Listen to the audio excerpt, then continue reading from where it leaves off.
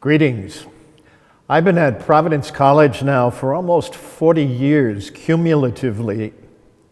What has really edified me over these years is what I call the college's culture of compassion. I've seen it in students, in alumni, faculty, staff. I've seen it in physical plant workers and security personnel.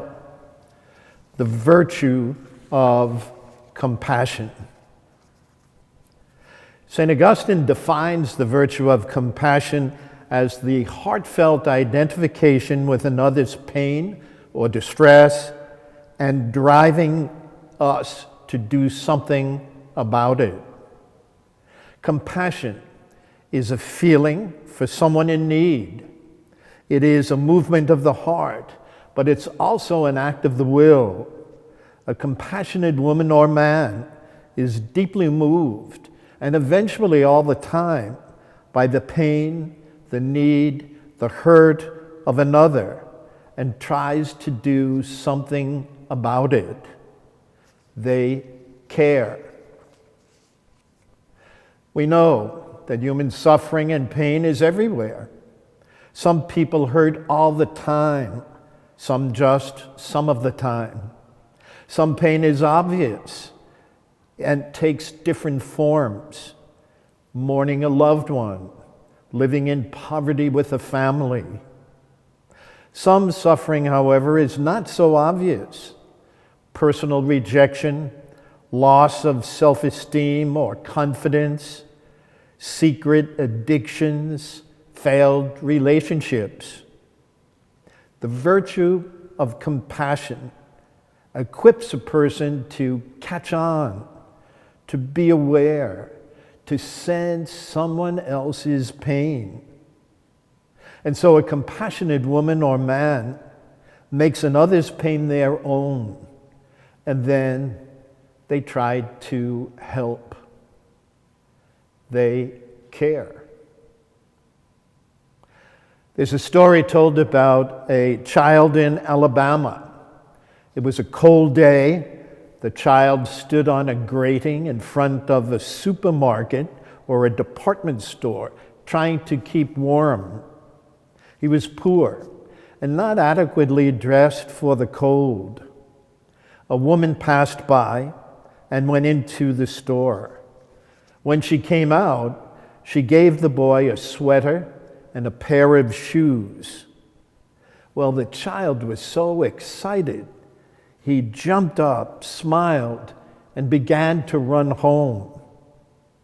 He stopped, though, and then came back to the woman and asked her, "Are you God's wife?"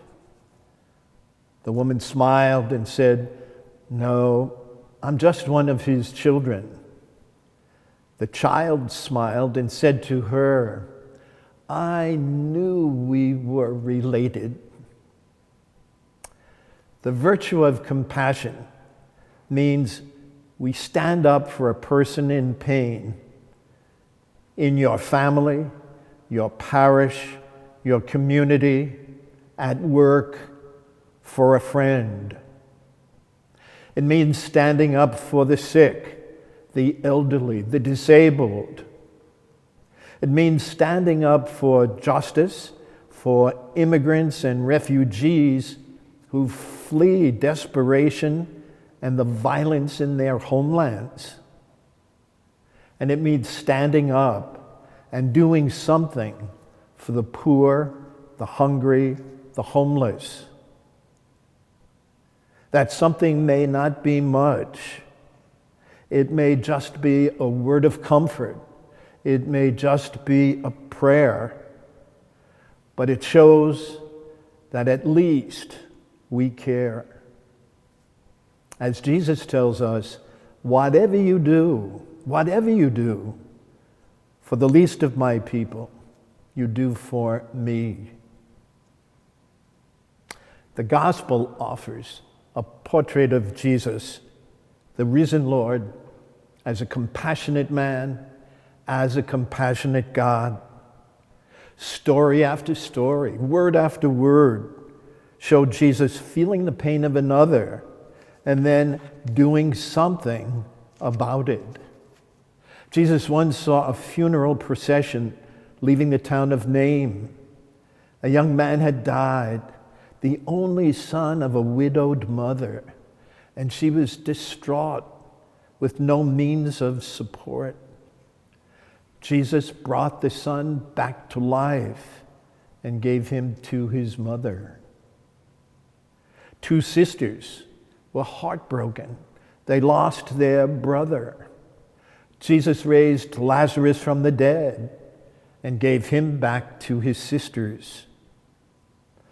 Jesus felt compassion for the hungry and fed them, for the sick and cured them, for the sinner and forgave them. Obviously, we can't do some of those things, but at least we can care. You don't have to be too old to know that there is suffering, and sometimes there is really a lot of suffering in life.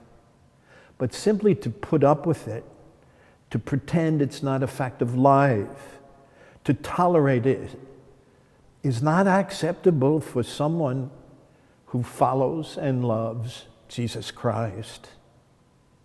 In the final analysis, it is not the fact of suffering that determines the quality of our lives, but rather what we do to lessen it will tell us how noble, how worthwhile, how holy our lives are. Whatever you do for the least of my people, you do to me. Not long ago, I was with an alumnus. This person gives time, energy, attention to the needs of intellectually and developmentally challenged young people. He cares. He sent me a prayer by Saint Mother Teresa. People are often unreasonable, irrational, and self-centered. Forgive them anyway. If you are kind, people may accuse you of being selfish, having ulterior motives. Be kind anyway. If you are honest and sincere, people may deceive you. Be honest and sincere anyway. The good you do today will often be forgotten. Do good anyway. Give the best you have, and it will never be enough. Give your best anyway. In the final analysis, it is between you and God. It is never between you and them anyway. So, my brothers and sisters, be compassionate anyway.